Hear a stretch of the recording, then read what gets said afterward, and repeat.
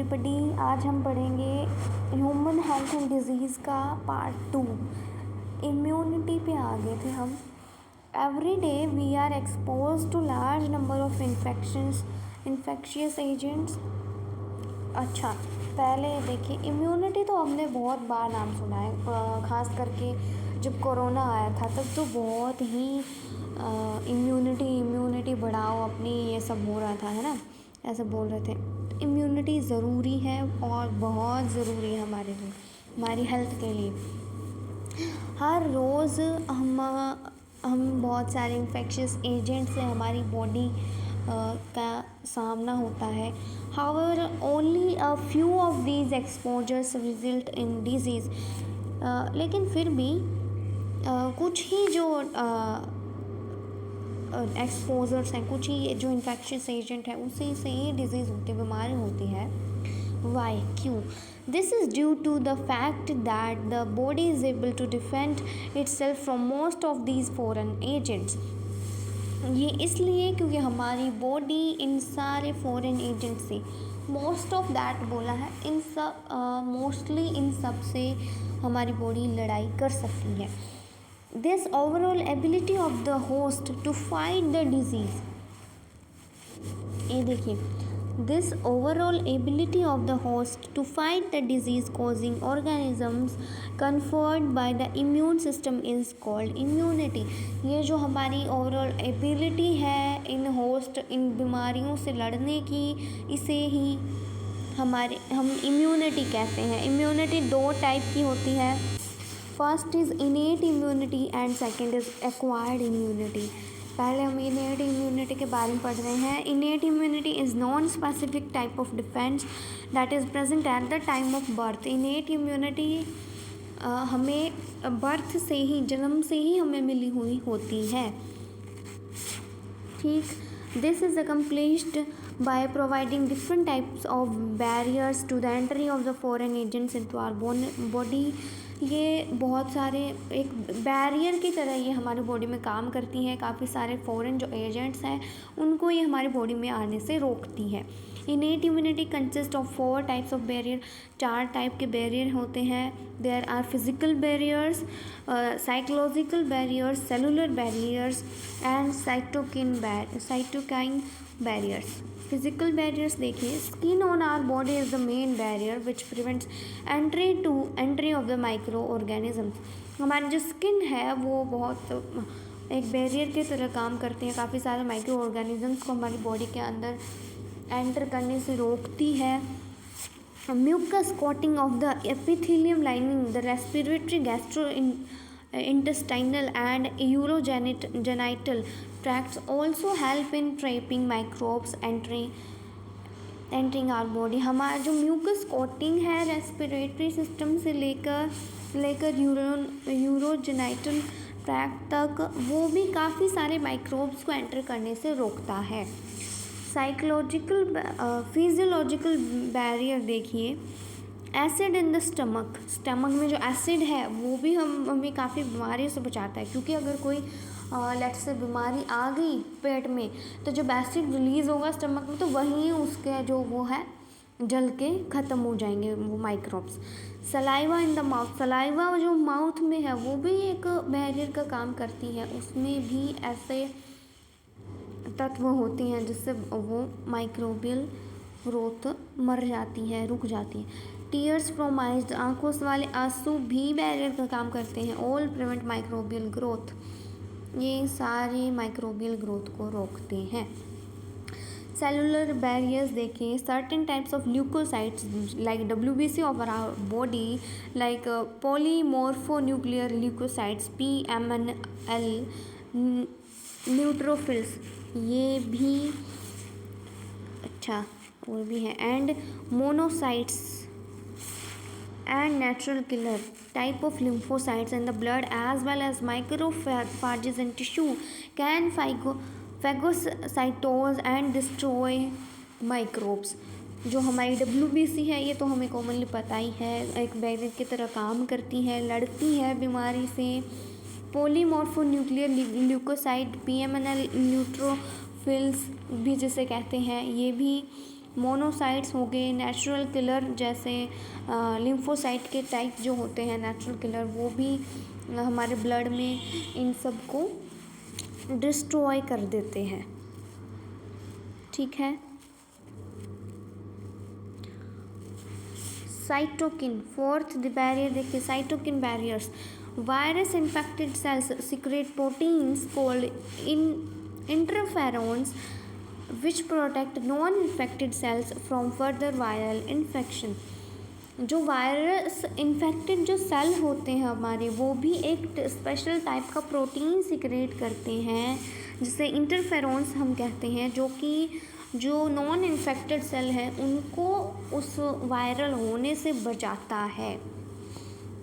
Acquired immunity देखिए, acquired immunity on the other hand is pathogen specific. It is characterised by memory. ये हमारी memory से बनती है। कैसे? This means when our body encounters a pathogen for the first time it produces a response called primary response which is of low intensity.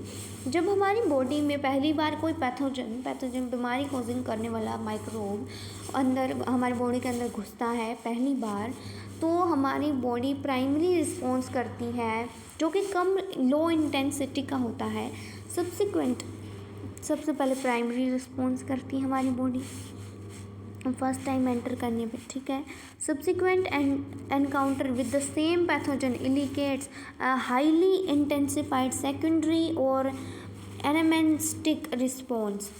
दूसरी बार जब वो हमारी बॉडी से उस पैथोजन एनकाउंटर होता है, उस टाइम हमारी body highly intensified secondary response उसे मिलता है, हाईली इंटेंसिफाइड होता है, जो कि this is ascribed to the fact that our body appears to have memory of the first encounter. ये दिखाता है कि हमारी बॉडी जो फर्स्ट एनकाउंटर हुआ था पैथोजन के साथ, पैथोजन जब पहली बार एंटर किया था, तो वो मेमोरी बना लेती है हमारी बॉडी और उसे याद रहता है कि ये तो वही वाला वायरस है, अब मैं इसके ऊपर अटैक करेगी हमारी इम्यूनिटी और उससे लड़ेगी। The primary and secondary immune responses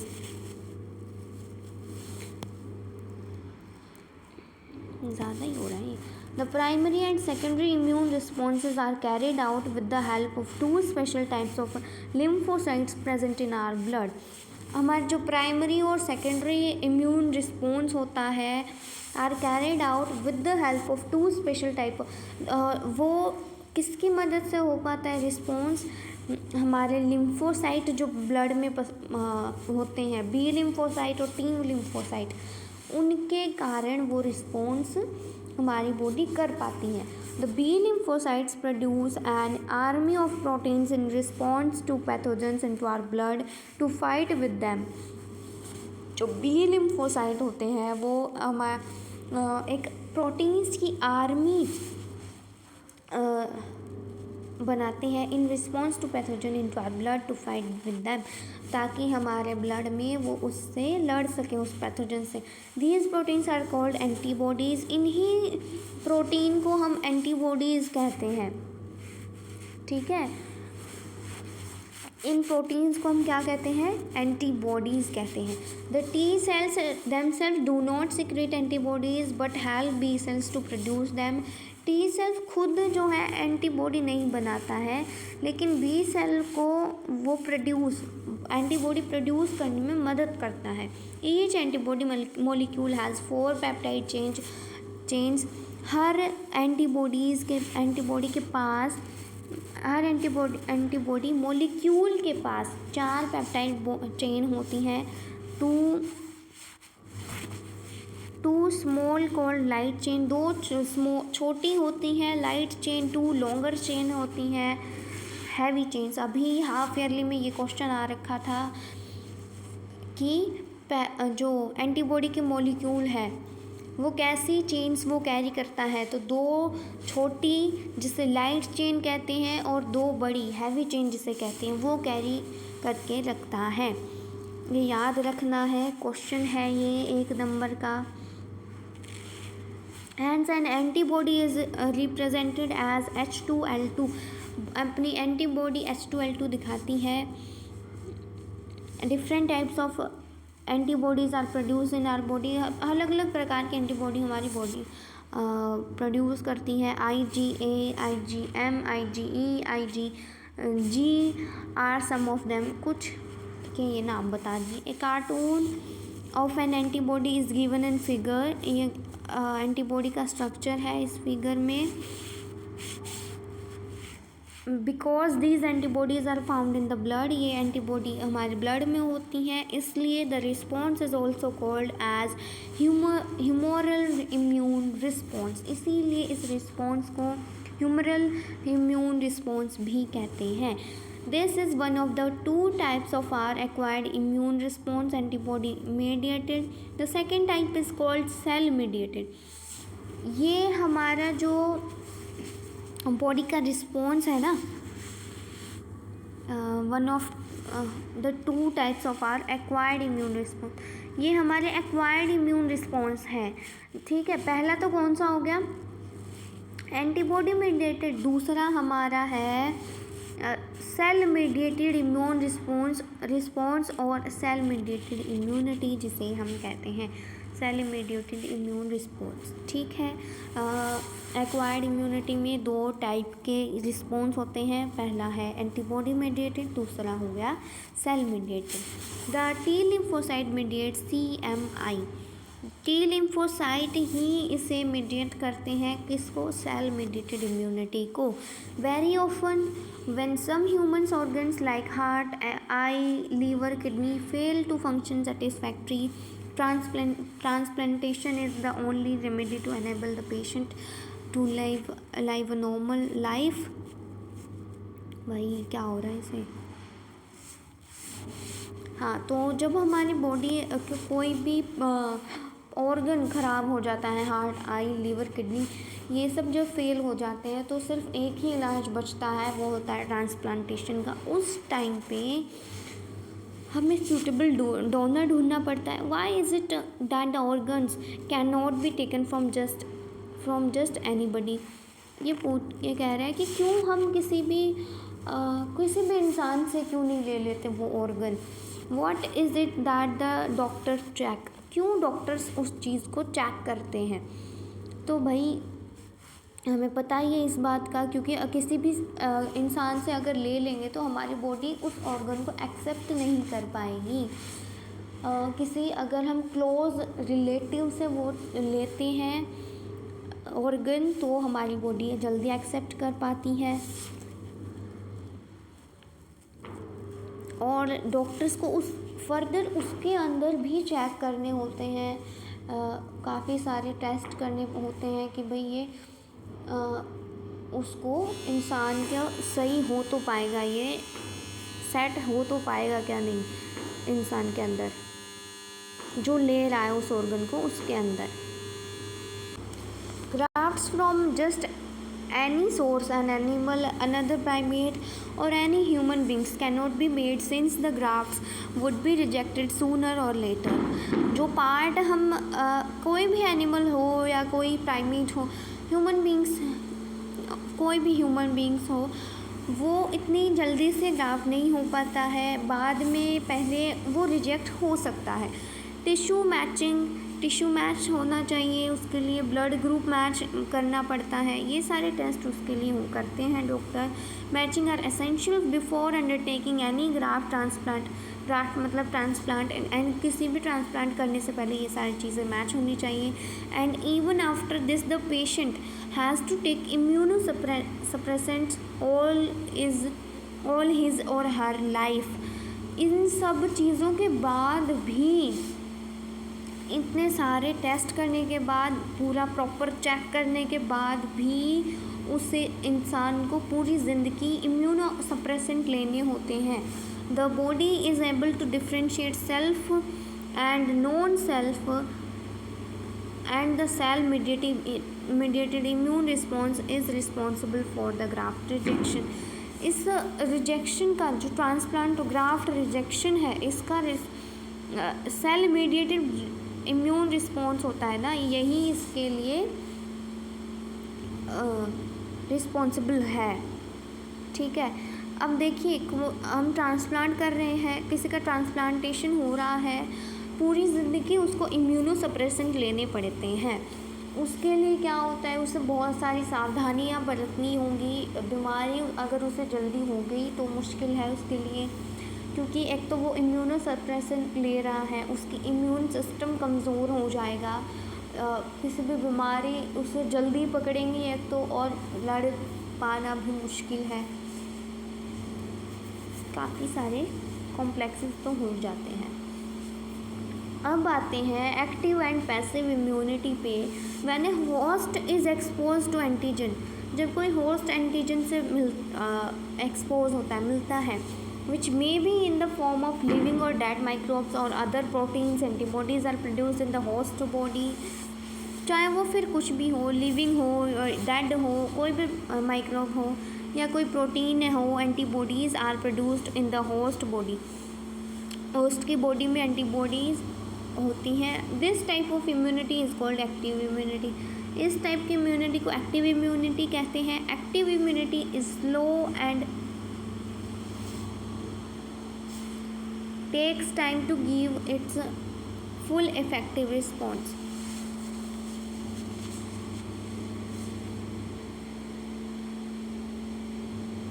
active immunity समझे क्या होती है। एक्टिव इम्यूनिटी जो है प्रोटीन की फॉर्म में भी हो सकता है, एंटीबॉडीज़ की फॉर्म में भी हो सकता है, होस्ट की बॉडी में भी प्रोड्यूस हो सकता है। इसी टाइप की इम्यूनिटी को हम एक्टिव इम्यूनिटी कहते हैं। एक्टिव इम्यूनिटी स्लो काम करती है और जो पूरा रिस्पॉन्स देने में उसे टाइम लगता है। Injected the microbes deliberately during immunization or infectious organisms gaining access into body during natural infection induce active immunity.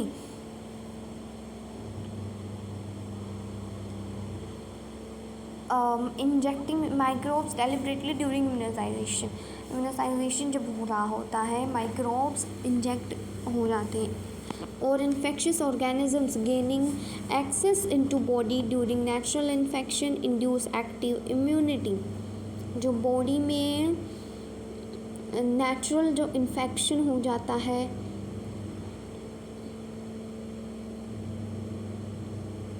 और कोई भी इन्फेक्शियस चीज़ हमारे जब बॉडी के अंदर एंटर कर जाती है तो उसमें एक्टिव इम्यूनिटी होती है, बनती है। When readymade antibodies are directly given to protect the body against foreign agents. जब रेडीमेड कोई एंटीबॉडी हमारे अंदर डायरेक्टली इंजेक्ट की जाती है उसे हम पैसिव इम्यूनिटी कहते हैं। ठीक है। Do you know why mother's milk is considered very essential for the newborn infant. कि भाई पता है आपको कि मदर के जो मिल्क पिलाते हैं बच्चे को वो बहुत ज़रूरी होता है छोटे बच्चे के लिए। The yellowish fluid colostrum secreted by mother during initial days of lactation has abundant antibodies। IgA होता है, मतलब जब पहले 10 तो क्या बोल रही हूँ मैं, पहले कुछ दिन जो दूध होता है येलोइश कलर का जिसे हम कोलोस्ट्रम कहते हैं, उसके अंदर बहुत सारी एंटीबॉडीज़ होती हैं IgA जो बच्चे को प्रोटेक्ट करती हैं, बच्चे के लिए बहुत ज़रूरी होती हैं। The foetus also receive some antibodies from their mother. तब उस वक्त उस फिटस को, उस बच्चे को अपने मदर से मिलता है। एक तो जब वो दूध पीता है इनिशियल टाइम पे, ठीक है, तब मिलता है, और दूसरा जब वो प्रेगनेंसी के टाइम मदर के फीटस को जब एंटीबॉडीज़ मिलती हैं प्लेसेंटा के थ्रू, ठीक है, एक तब मिलती हैं उसे antibodies. These are some examples of passive immunity. ये पैसिव इम्यूनिटी के एग्जांपल हो गए जो आपको याद रखने हैं। अब आते हैं वैक्सीनेशन और इम्यूनाइजेशन पे, ठीक है। The principle of human immunisation for vaccination is based on the property of memory of the immune system. जो वैक्सीनेशन का जो प्रिंसिपल है ये हमारी पूरी इम्यून सिस्टम की जो मेमोरी है उस पे बेस्ड है। इन वैक्सीनेशन के अंदर a preparation of antigenic proteins of pathogen or inactivated weakened pathogen vaccine are introduce into the body. Vaccination के दौरान जो पैथोजन है, इनएक्टिव पैथोजन को हमारी बॉडी के अंदर डाला जाता है, या तो वो कमज़ोर हो बहुत ही ज़्यादा या फिर वो मरा हुआ हो, ठीक है। वीक जो पैथोजन होगा उसे बॉडी के अंदर डाला जाता है वैक्सीनेशन में। The antibodies produced in the body against this antigen would neutralise the pathogenic agents during actual infection. जब वही जो इन्फेक्शन एक्चुअली हमारी बॉडी के अंदर एंटर करेगा तब हमारी बॉडी उसके साथ लड़ने में सक्षम होगी। The vaccination also generate memory. Vaccination से भी मेमोरी बनती है। B and T cells that recognize the pathogen quickly on subsequent exposure and overwhelm the invaders with a massive production of antibodies। वही बात होगी जब एक्चुअल में हम पैथोजन जब बॉडी में एंटर करेगा तो बॉडी उसके साथ लड़ पाएगी और बहुत सारी एंटीबॉडीज़ बना लेगी। If a person is infected with some deadly microbes to which quick immune response is required as in tetanus, we need to directly inject the performed antibodies। जब कोई इंसान इन्फेक्ट होता है कुछ डेडली माइक्रोब से तो क्विक इम्यून रिस्पॉन्स हमारा response होता है, जैसे कि टिटनस में ऐसा होता है। We need to directly inject the preformed antibodies. हमें डायरेक्टली वो जो एंटीबॉडीज़ हैं वो इंजेक्ट करनी पड़ती हैं टिटनस के टाइम पे। एंटीटॉक्सिन देने पड़ते हैं या फिर a preparation containing antibodies to the toxin, ठीक है। क्योंकि टिटनेस ऐसा है कि ज़्यादा जल्दी से उसका इलाज अगर ना हो तो इंसान की जान भी जा सकती है, तो इसीलिए पहले से ही बनी हुई एंटीबॉडीज़ तब उस वक्त डाली जाती है, इंजेक्ट की जाती है, इंजेक्शन दिया जाता है बंदे को। Even in cases of snake bite के केस में भी ऐसा ही होता है। The injection which is given to the patient contain preformed antibodies against the snake venom. पहले से ही वो एंटीबॉडीज़ बनी हुई होती हैं स्नेक वेनम के against. This type of immunisation is called passive immunisation.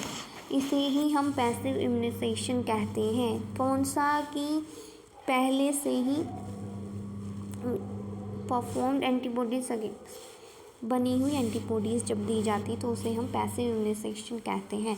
Recombinant DNA technology has allowed the production of antigenic polypeptides of pathogen in bacteria or yeast। Recombinant जो DNA टेक्नोलॉजी है वो अलाउ करती है production of antigenic polypeptide of pathogen in bacteria और yeast के अंदर antigenic polypeptide बनते हैं। किसके थ्रू? रिकॉम्बिनेंट DNA टेक्नोलॉजी के through. Vaccination produced using this approach allow large scale of production. इस अप्रोच के साथ बहुत लार्ज स्केल पे वैक्सीन्स बनती हैं and hence greater availability for immunisation के लिए ज़्यादा अवेलेबिलिटी भी बनती है। एग्जाम्पल हेपेटाइटिस बी हो गया, वैक्सीन प्रोड्यूस्ड फ्रॉम ईस्ट से प्रोड्यूस की जाती है इसकी वैक्सीन हेपेटाइटिस बी की। Thank you for watching. इस वीडियो में हमने यहीं तक पढ़ा है। नेक्स्ट वीडियो में हम एलर्जीज़ कवर करेंगे। थैंक्स।